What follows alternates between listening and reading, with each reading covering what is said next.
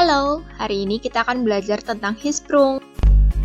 Ini adalah nama kelompok kami, Lailatul Khairunisa 10218044, Mitahani 10218050, Fatma Putra 10218060, Puput Afitasari 10218060, Pita Wahyuni 10218062, Robi Ahmad 10218068. Penyakit Hisprung merupakan kelainan perkembangan komponen intrinsik pada sistem saraf entrik yang ditandai oleh absennya sel-sel ganglion pada plexus minterik dan submukosa di intestinal distal, Monafra, Lampus, dan Monomacra 2015. Etiologi 1. Adanya kegagalan sel-sel neural kres embrional yang bermigrasi dalam dinding usus. 2. Faktor genetik dan lingkungan. 3. Kegagalan sel neurit pada masa embrio dalam dinding usus. Patofisiologi. Tidak adanya ganglion meliputi plexus aorba yang terletak pada lapisan otot dan plexus Meissner pada submukosa, mengakibatkan hipertrofi pada serabut saraf yang terjadi kenaikan kadar asetilcholinesterase. Enzim ini merupakan produksi serabut saraf secara spontan dari saraf parasimpatik ganglia otonom dalam mencegah akumulasi neurotransmitter asetilkolin pada neuromuscular junction. Gangguan inervasi parasimpatis ini akan menyebabkan incoordinate peristaltis sehingga mengganggu propulsi isi usus. Obstruksi yang terjadi secara kronik akan menyebabkan distensi abdomen yang dapat beresiko terjadi enterokolitis RI 2017. Pathway Hisprung terjadi karena tidak adanya neuron Meissner dan aorba di segmen, menyebabkan rektoamid kolon, sehingga menyebabkan serabut saraf dan otot polos menebal, menyebabkan tidak adanya peristaltik serta sphincter rektum tidak mempunyai daya dorong, menyebabkan daya propulsi tidak ada, proses evakuasi feses dan udara terganggu, sehingga terjadi pases usus terganggu.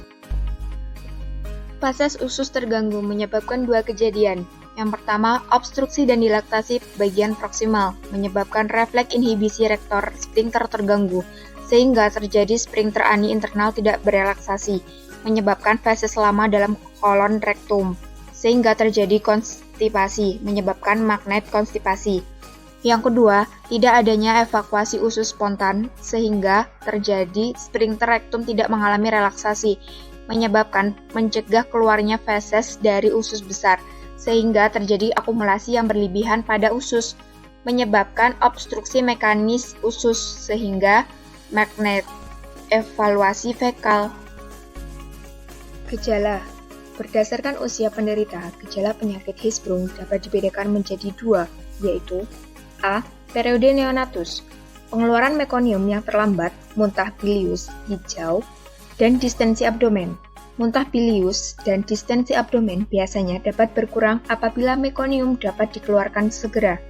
Bayi yang mengkonsumsi ASI lebih jarang mengalami konstipasi atau masih dalam derajat yang ringan karena tingginya kadar laktosa pada payudara yang akan mengakibatkan feses menjadi cair dan dapat dikeluarkan dengan mudah. Kesman 2008. B. Pada anak-anak. Gejala yang biasanya timbul pada anak-anak yakni konstipasi kronis, gagal tumbuh, dan malnutrisi. Tanda 1. Anemia dan tanda-tanda malnutrisi. 2. Perut membuncit atau abdomen distension mungkin terjadi karena retensi kotoran. 3. Terlihat gelombang peristaltik pada dinding abdomen. 4. Pemeriksaan rektal toucher atau colok dubur menunjukkan sphincter anal yang padat atau ketat, dan biasanya feses akan langsung menyemprot keluar dengan bau feses dan gas yang busuk. 5. Tanda-tanda edema, bercak-bercak kemerahan, khususnya di sekitar umbilikus, punggung, dan di sekitar genitalia ditemukan bila telah terdapat komplikasi perionitis. Kesman 2008, Laksmi 2008. Pemeriksaan fisik. Pada inspeksi, perut kembung atau membuncit di seluruh lapang pandang, Pemeriksaan auskultasi. Terdengar bising usus melemah atau jarang. Pemeriksaan rektal Toucher. Dapat dirasakan sphincter anal yang kaku dan sempit. Saat jari ditarik terdapat explosive show. Pemeriksaan penunjang. 1. Pemeriksaan radiologi. 2. Manometri anus. 3. Biopsi rektum. 4. Biopsi isap. Penata laksanaan. Pada penyakit Hirschsprung terdiri dari tindakan non-bedah dan bedah. Tindakan bedah yaitu dengan cara dilakukan operasi dan tindakan non-bedah dilakukan untuk perawatan penyakit Hirschsprung ringan bertujuan untuk menghilangkan konstipasi kronik dengan pelunak, feses, dan irigasi rektal. Hirschsprung sedang sampai berat dilakukan tindakan pembedahan. Nurhayati 1, Murdiah, dan Adisti 2017. Asuhan keperawatan Hirschsprung. 1. Pengkajian. A. Informasi identitas atau data dasar meliputi nama, umur, jenis kelamin, agama, alamat, tanggal pengkajian, pemberian informasi. B. Keluhan utama.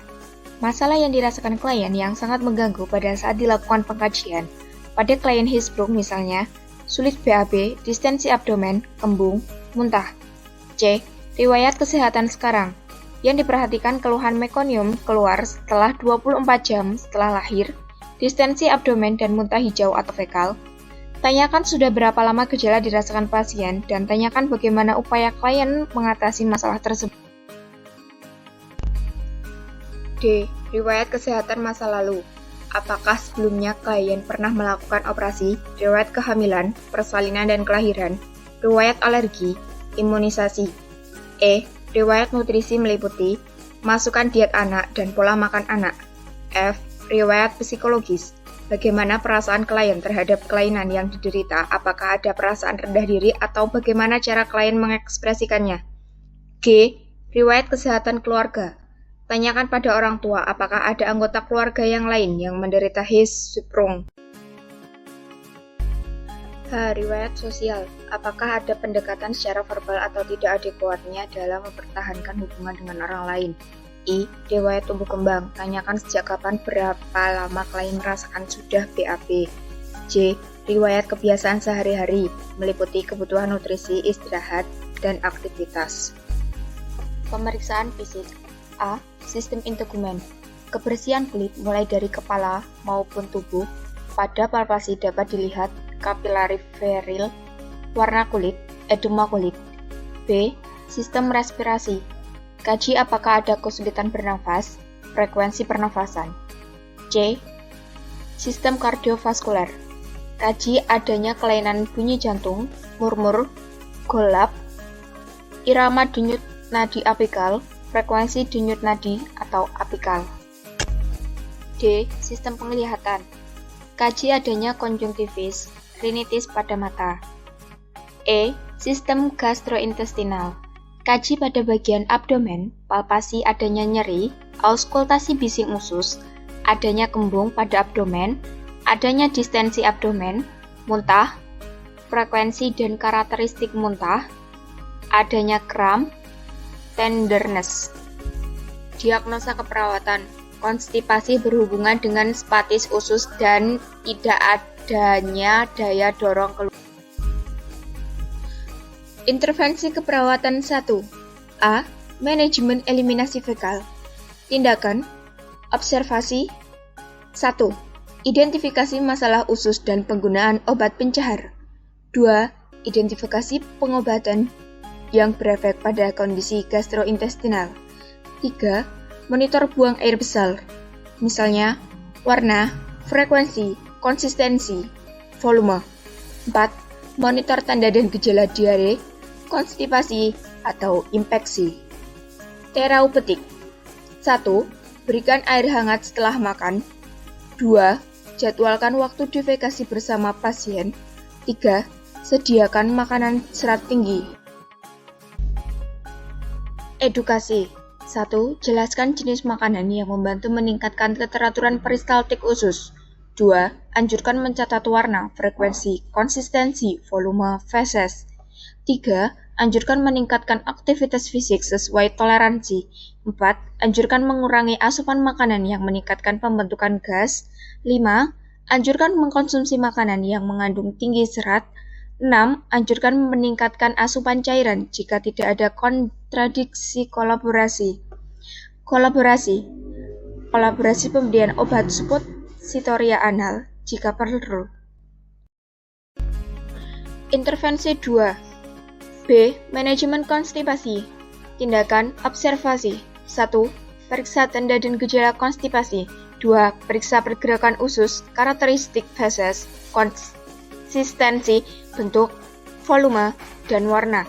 3. Identifikasi faktor resiko konstipasi, misalnya obat-obatan, tirah baring, dan diet rendah serat. 4.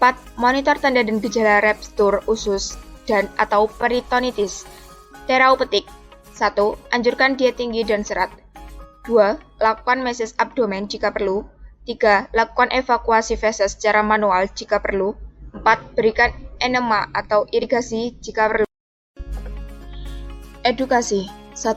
Jelaskan etiologi masalah dan alasan tindakan. 2. Anjurkan peningkatan asupan cairan jika tidak ada kontradiksi. 3. Latih buang air besar secara teratur. 4. Ajarkan cara mengatasi konstipasi atau impaksi. Kolaborasi. 1. Konsultasi dengan tim medis tentang penurunan atau peningkatan frekuensi suara usus.